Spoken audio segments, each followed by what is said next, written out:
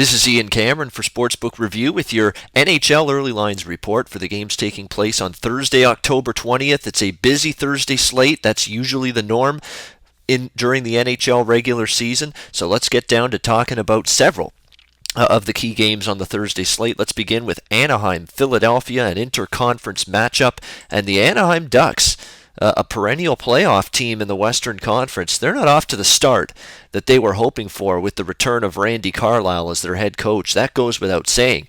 0-4 start for the Anaheim Ducks. Only 1 point, and that was an overtime loss against the New York Islanders. They've also lost to Dallas, Pittsburgh, and New Jersey. So a very tough start, winless start for the Anaheim Ducks, and it's clear to see why. They've scored 2 goals or less in every single game so far.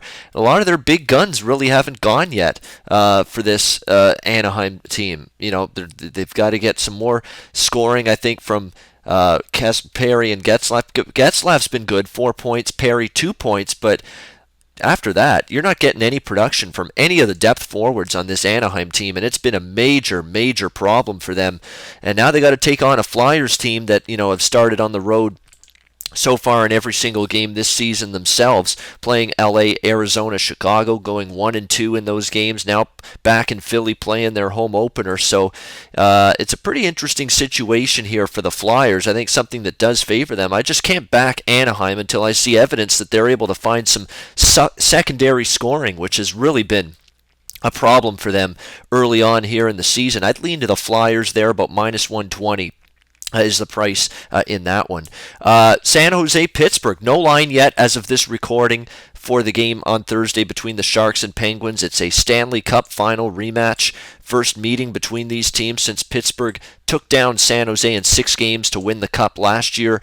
And yeah, it's going to have San Jose fired up. You don't have to question motivation whatsoever for the San Jose Sharks in this game. 3-1 start for them. Their only loss to the New York Rangers. They bounced back strong last on Tuesday night with a 3-2 win in Long Island against the Islanders. A little bit of a concern that it's 3 road games in 4 nights. That's not an easy spot here for San Jose to have to deal with. But I think they've got some of the best depth in the NHL. I think if there's one team that can handle this kind of 3 games and 4 nights on the road type of scheduling situation, it's the San Jose Sharks. I mean, I like their 4-line depth. All 4 lines can contribute on this hockey team. I think that's one of the best attributes. It doesn't matter if it's Pavelski, Thornton, Couture, Thomas Hertl. It doesn't matter if it's the big guns. It doesn't matter if it's a Tommy Wingles or a Joel Ward. I mean, you've got guys everywhere in this San Jose lineup up front that can contribute offensively. I think that's what makes this team still very dangerous and very tough to beat.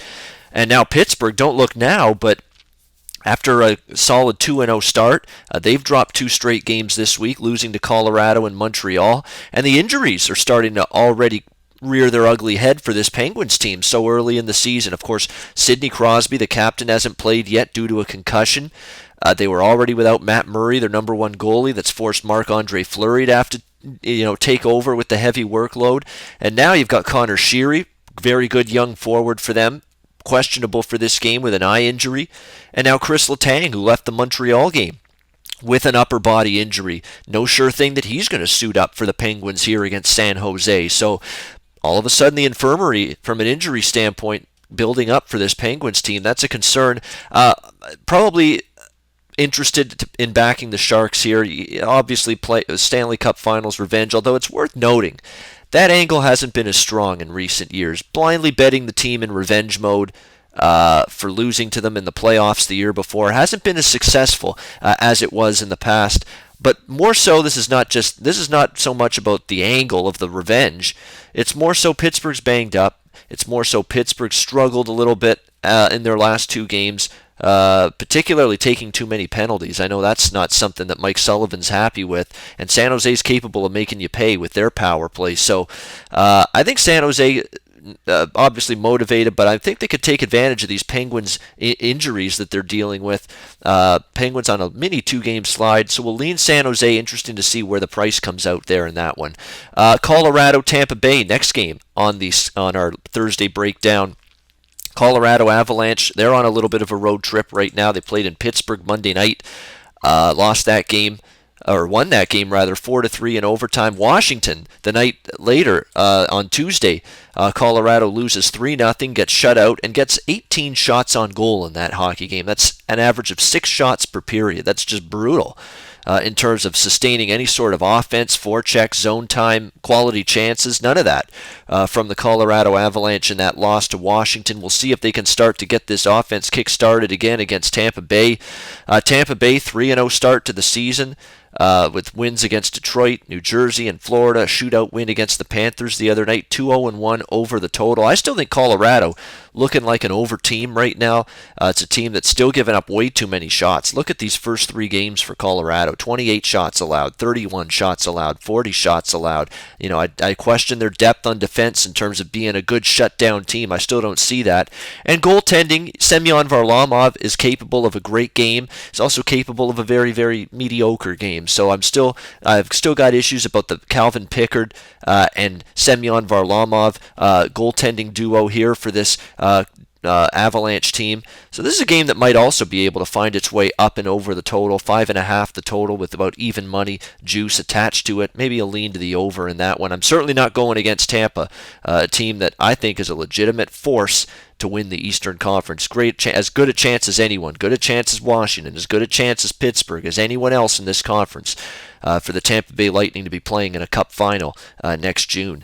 Toronto, Minnesota, interconference matchup. Leafs, a much more fun and exciting team to watch this year. If you've watched Leaf games this year, you haven't been. There's no way you can say you haven't been entertained. I mean, Austin Matthews, Mitch Marner, William Nylander, just an influx of not only first-round draft picks, all of those guys, but talented, skilled, creative with the puck, great skaters, just everything you want in an exciting young hockey player. And all 3 of those guys have that for the Leafs. So they're an exciting team to watch. And Minnesota, on the other hand, they're going to be looking to grind you into the ice. I mean, that's the way they play. Although with Bruce Boudreau now the head coach, they are going to probably play with a little bit more pace and tempo in their game, but they're still going to be a back-end out type of team, rely on their goaltending, rely on their blue line in order to win games. That's not going to change. The Minnesota Wild, give them credit for a big win against LA, 6-3, but again, took advantage of some faulty goaltending by the Kings, who were without Jonathan Quick, Jeff Zatkoff having to pick up the slack, so a bit of a tough situation for them. Toronto's going to be in a back-to-back situation. They play in Winnipeg on Wednesday, then they'll be playing in Minnesota here for this game on Thursday night, so it's going to be their first back-to-back of the season. Interesting to see how these youngsters respond to that spot. LA and Dallas next up. The Kings are, to me, a bet against team right now. I've seen nothing that impresses me right now with LA. They've had some injuries to deal with. Jonathan Quick's not in net. A lot of their big guns are shooting blanks right now. We're looking for some of these, bigger offensive weapons on this Kings team step to the forefront. Really hasn't happened for them. They're off to an 0-3 start to the season. Really been a tough go of it for them. So we'll see if they're able to bounce back here, but you can't like the way they've started. They've been giving up a lot more goals than we're used to seeing this team give up. They gave up 4 to the Flyers, 6 to Minnesota. And it's not like Minnesota is the second coming of the early 90s Pittsburgh Penguins in terms of offense. I mean, this is not a great offensive team still, the Minnesota Wild, and still able to put 6 goals up on the board against the Kings the other night. Makes you think Dallas will be able to score some goals against them, that's for sure. We know how potent this Stars team is offensively. They've got pretty much everyone back. Tyler Seguin, Jason Spezza, Jamie Benn, just loaded with offensive talent. They are dealing with a couple injuries, Yuri Hoodler, Cody Eakin, but not necessarily injuries that they can't overcome. They're coming off actually of one of their better defensive showings, beating Nashville 2-1. So you got to give the Stars credit. They were just coming off an awful blown game against Colorado. They blew a lead, lost 6-5, bounced back strong defensively.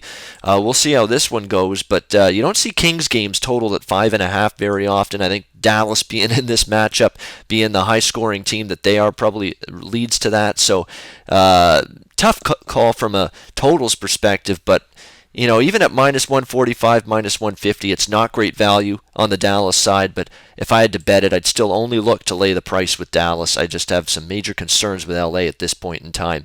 Carolina, Calgary, next up before we get to our play of the day for Thursday.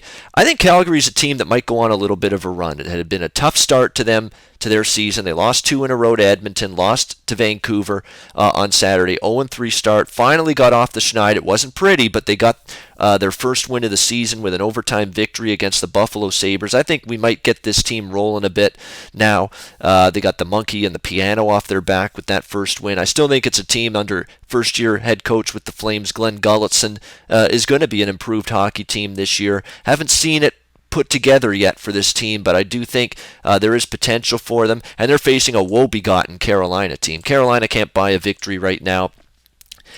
It doesn't matter if they get out to an early lead, they find a way to blow it and lose like they did against Winnipeg and Vancouver. Doesn't matter if they fall behind early, they can't rally all the way back and win. They tried against Edmonton, still fell short, lost 3-2 in that one. That was a play of the day winner with the Oilers on Tuesday's card for us if you watched this video.